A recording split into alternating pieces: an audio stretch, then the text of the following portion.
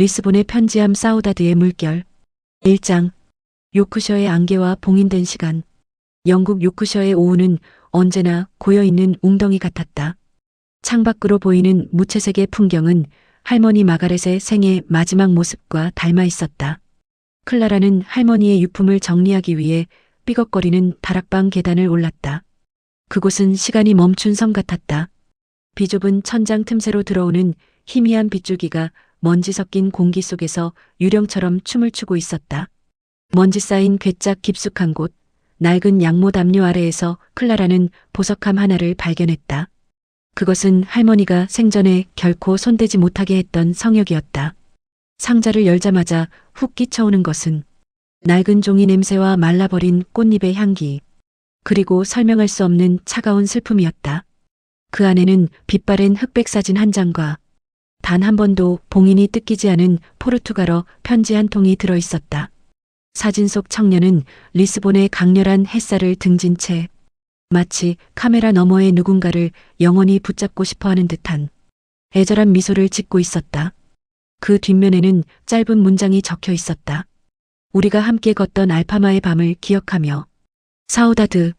편지 봉투 뒷면에 정갈한 필체로 적힌 그 단어를 읽는 순간 클라라는 가슴 한구석이 서늘해지는 것을 느꼈다. 번역기가 알려준 사우다드의 의미는 단순한 그리움이 아니었다. 그것은 이미 사라져 다시는 손에 넣을 수 없는 존재를 향한 뼈아픈 갈망이자 기약 없는 기다림이었다.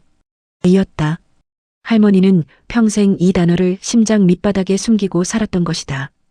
클라라는 할머니가 치매 초기 증상을 보일 때마다 입버릇처럼 중얼거리던 노란 꽃을 챙겨야 해. 그는 기다리는 걸 싫어하거든. 이라는 말이 비로소 이해되기 시작했다. 28세의 다큐멘터리 작가로서 수많은 타인의 삶을 기록해온 클라라는 직감했다. 이것은 단순한 유품이 아니라 할머니가 인생이라는 긴 여정 끝에 남긴 마지막 질문이라는 것을. 그녀는 할머니가 생전 녹음해둔 낡은 카세트 테이프와 편지를 가방에 넣고 다음 날 리스본행 비행기에 올랐다. 요크셔의 안개를 뒤로하고 그녀가 쫓는 것은 한 여인의 일생을 지배했던 거대한 비밀이었다. 2장. 아줄레주 너머의 그림자와 길 잃은 발걸음. 비행기 문이 열리자마자 쏟아져 들어온 리스본의 공기는 요크셔의 습한 안개와는 전혀 달랐다. 코끝을 찌르는 바다의 짠내음, 그리고 집마다 붙어있는 푸른 타일, 아줄레주에 반사된 눈부신 햇살이 클라라의 시야를 어지럽혔다. 리스본은 마치 거대한 노란색 캔버스 같았다. 언덕마다 칠해진 파스텔 톤의 건물들이 강렬한 태양 아래서 숨을 쉬고 있었다. 클라라는 할머니의 편지에 적힌 주소, 알파마 지구 사우다드 거리 12번지를 찾아 가파른 언덕길을 올랐다. 노란 28번 전차가 쇠를 깎는 듯한 날카로운 소리를 내며 좁은 골목을 휘저을 때마다 클라라는 50년 전 할머니가 느꼈을 설렘과 두려움을 함께 호흡하는 듯했다. 미로처럼 얽힌 알파마의 골목은 친절하지 않았다. 구글 지도는 낡은 타일 벽 앞에서 신호를 잃었고 클라라는 몇 번이나 같은 자리로 되돌아왔다. 하지만 목적지에 도착했을 때 그녀를 맞이한 것은 차가운 금속 소재로 꾸며진 세련된 카페였다. 50년의 세월은 청춘의 약속을 덮어버리기에 충분한 시간이었다. 카페 안에서 들려오는 전자음악은 그녀가 상상했던 낭만적인 리스본의 모습과는 거리가 멀었다. 실망감에 휩싸여 카페 계단에 주저앉은 클라라에게 옆에서 에스프레소를 마시던 한 노신사가 말을 건넸다. 무언가 잃어버린 표정이군. 아가씨, 리스본에서 길을 잃는 건 죄가 아니라네. 오히려 행운이지. 클라라가 낡은 서점의 행방을 묻자 노신사는 한참 동안 생각에 잠기더니 담배 연기를 길게 내뿜으며 미로 같은 골목 안쪽을 가리켰다. 그 서점이라면 주인장이 죽지 못해 살며 지키고 있는 곳이 하나 있지. 이름은 사우다드. 하지만 길을 잃기 쉬울 게야. 리스본의 골목은 마음속에 그리움이 있는 사람을 자꾸만 다른 길로 인도하거든. 어쩌면 자네가 찾는 건 서점이 아니라 그 안에 갇힌 시간일지도 모르겠군. 노신사의 조언을 따라 굽이굽이 들어간 골목 끝, 햇빛조차 잘 들지 않는 구석에 사우다드 서점 이라는 글자가 희미하게 남은 간판이 매달려 있었다. 문을 열고 들어가자 수천 권의 책들이 내뿜는 숨결이 클라라를 압도했다. 서가는 천장까지 닿아 있었고 종이가 삭아가는 냄새가 서점 안을 가득 채우고 있었다. 그 먼지 쌓인 책더미 사이에서 백발이 성성한 노인이 천천히 고개를 들었다. 사진 속 청년의 눈매를 그대로 간직한, 그러나 세월의 풍파에 깊이 패인 엘리아스였다. 저 마가렛의 손녀입니다. 영국에서 왔어요. 할머니가 이 편지를 남기셨습니다. 클라라가 할머니의 사진을 내미는 순간 서점 안의 공기가 얼어붙었다. 엘리아스의 손이 눈에 띄게 떨렸고 그는 50년 동안 한 번도 열지 않았던 감정의 둑이 터진 듯 오열하기 시작했다. 그 울음소리는 서점의 고요를 찢고 나와 낡은 책장 사이사이에 스며들었다. 3장 카네이션 혁명, 피와 시가 뒤섞인 창고. 엘리아스는 떨리는 손으로 클라라를 서점 뒤편의 작은 정원으로 안내했다. 그곳에는 낡은 나무 벤치와 함께 이미 말라버린 꽃잎들이 바스라지고 있었다. 그는 차를 한 잔 내어주며 50년 전 그 뜨거웠던 봄의 기억을 꺼내기 시작했다. 1974년 4월 25일, 리스본은 축제와 전쟁이 뒤섞인 기묘한 공간이었습니다. 40년 넘게 이어진 살라자르 독재 정권을 무너뜨리기 위해 젊은 군인들이 탱크를 몰고 거리에 나왔죠. 시민들은 두려워하는 대신 그들의 총구에 붉은 카네이션을 꽂았습니다. 피 대신 향기가 흐르길 바랐던 겁니다. 당시 22살이었던 엘리아스는 서점 문을 잠그고 혁명군을 돕기 위해 거리에 나섰다가 최루탄 연기 속에서 피투성이가 된 시민을 치료하던 젊은 외국인 간호사 마가렛을 만났다. 그녀의 흰 가운은 이미 붉은 피로 물들어 있었고 그녀의 파란 눈에는 공포보다 더 깊은 인류애가 서려 있었다. 헌병들이 시위대를 진압하기 위해 구두 소리를 울리며 다가올 때 엘리아스는 마가렛의 손을 잡고 서점 지하 창고로 뛰어들었다. 그 좁고 어두운 창고에서 보낸 3일 밤낮은 그들의 인생 전체를 바꾸어 놓았다. 바깥에서는 총성과 함성, 전차가 뒤집히는 소리가 울려 퍼졌지만 창고 안에서 엘리아스는 두려움에 떠는 마가렛을 위해 포르투갈의 시인 페소아의 시집을 꺼내들었다. 촛불 하나에 의지한 채 그는 그녀에게 포르투갈어의 아름다움을 속삭였다. 언어는 달랐지만 그녀는 내 낭독 소리에 맞춰 내 심장 위에 손을 얹었습니다. 우리는 서로의 고동 소리로 대화했죠. 그녀는 내게 요크셔의 비 냄새를 설명해 주었고 나는 그녀에게 리스본의 노을이 왜 분홍빛에서 보랏빛으로 변하는지를 가르쳐 주었습니다.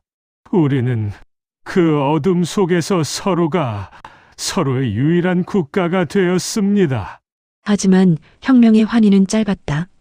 군사정부의 혼란 속에 외국인 스파이에 대한 편집증적인 불신이 커졌고 영국 정부는 자국민 보호를 명목으로 강제 귀국 명령을 내렸다.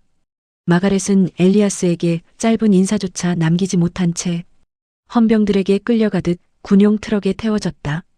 엘리아스는 그녀가 탄 트럭을 쫓아 맨발로 자갈길을 달려가며 절규했다. 마가렛, 50년 뒤 오늘 바로 이 자리에서 만납시다. 내가 이 시의 마지막 구절을 완성해둘게요. 약속해요. 트럭 뒤편에서 멀어지던 마가렛의 울먹이는 얼굴이 엘리아스가 기억하는 그녀의 마지막 모습이었다. 그것은 절망적인 이별 속에서 그가 붙잡을 수 있었던 유일한 생명줄이자 50년 고독의 시작이었다. 4장 50년의 고독과 무너진 우체통의 진실. 엘리아스의 이야기는 더욱 잔혹한 진실로 이어졌다. 그는 마가렛이 떠난 후 하루도 빠짐없이 그녀에게 편지를 썼다. 영국 요크셔의 주소를 더듬거리며 적어 내려간 편지들은 그의 유일한 기도였다. 하지만 당시 포르투갈의 우편 시스템은 혁명 이후의 행정 공백으로 완전히 마비되어 있었다. 나중에 알게 되었습니다. 내가 보낸 수천 통의 편지들이 국경을 넘지 못한 채 리스본 항구 근처의 낡은 창고에서 곰팡이와 함께 썩어가고 있었다는 것을요. 어떤 것들은 땔감으로 쓰였고 어떤 것들은 바다로 던져졌습니다. 나는 그녀가 나를 잊었다고 생각했습니다. 영국의 부유한 삶 속에서 리스본의 가난한 서점 직원을 지워버렸을 거라고. 하지만 서점을 떠날 수는 없었습니다. 혹시라도 그녀가 이 문을 열고 들어올 때 내가 없으면 안 되니까요. 클라라는 가슴이 찢어지는 고통을 느끼며 가방 속에서 낡은 카세트 테이프를 꺼냈다. 할머니가 임종 일주일 전 혼미한 정신 속에서 마지막 온 힘을 다해 남긴 기록이었다. 재생 버튼을 누르자 지직거리는 소음 너머로 가냘프지만 단호한 마가렛의 목소리가 서점의 정막을 깨뜨렸다. 엘리아스, 내 목소리가 들리나요? 당신에게 이 말을 전하기 위해 나는 죽음조차 잠시 미뤄두었습니다. 영국으로 돌아온 직후 시위 현장에서 노출되었던 어떤 화학물질 때문인지 내 시신경은 서서히 죽어갔어요. 1년 만에 세상이 완벽한 암흑으로 변했을 때 내가 가장 먼저 한 일은 당신에게 편지를 쓰는 것이었습니다. 하지만 앞이 보이지 않는 내가 쓴 주소는 늘 엉망이었고 내 곁에서 편지를 붙여주던 간병인들은 죽은 사람을 기다리지 말라며 내 소중한 편지들을 몰래 쓰레기통에 버리곤 했죠. 녹음 속 할머니의 목소리가 흐느낌으로 젖어들었다. 내 눈은 멀었지만 내 마음속의 리스본은 여전히 찬란합니다. 당신이 읽어주던 시의 운율을 따라 나는 매일 밤 알파마의 언덕을 올랐어요. 꿈속에서 나는 항상 당신의 서점 문 앞에 서 있었습니다. 약속을 지키지 못한 게 아니라 당신에게 가는 길을 찾지 못했을 뿐입니다. 내 눈이 보이지 않게 된 건 어쩌면 당신과의 마지막 모습을 영원히 박제해두기 위한 신의 장난이었을까요? 미안해요. 나의 엘리아스, 나의 리스본. 엘리아스는 바닥에 주저앉아 얼굴을 감싸쥐고 오열했다. 50년 동안 서로를 원망하지 않기 위해 혹은 서로를 잊지 않기 위해 스스로를 가둬왔던 두 영혼의 슬픔이 리스본의 보랏빛 노을 아래 처연하게 섞여들었다. 클라라는 그제야 깨달았다. 사랑은 때로 만남보다 기다림 속에서 더 완벽해진다는 것을. 5장 재회 그리고 마지막 시 9절의 완성. 다음 날 아침 클라라는 엘리아스와 함께 리스본을 가로지르는 태주강의 카이스 두 소들의 선착장으로 향했다. 강물은 대서양을 향해 도도하게 흐르고 있었고 멀리 4월 25일 다리가 안개 속에 그 위용을 드러내고 있었다. 클라라는 할머니의 유골이 담긴 작은 은색함을 조심스럽게 열었다. 엘리아스는 50년 전 그 지하 창고에서 마가렛에게 다 읽어주지 못했던 시집의 마지막 페이지를 찢어 손에 들고 있었다. 종이는 노랗게 변색되어 있었지만 그 위에 적힌 글자들은 금방이라도 살아 움직일 듯 선명했다. 마가렛, 이제야 당신에게 이 시를 완성해 줄 수 있게 되었군. 엘리아스는 떨리는 목소리로 시를 읊기 시작했다. 그의 목소리는 강바람을 타고 수면 위로 낮게 깔렸다. 사랑은 사라지는 것이 아니라 사우다드라는 거대한 물결이 되어 우리를 영원의 바다로 실어나르는 것.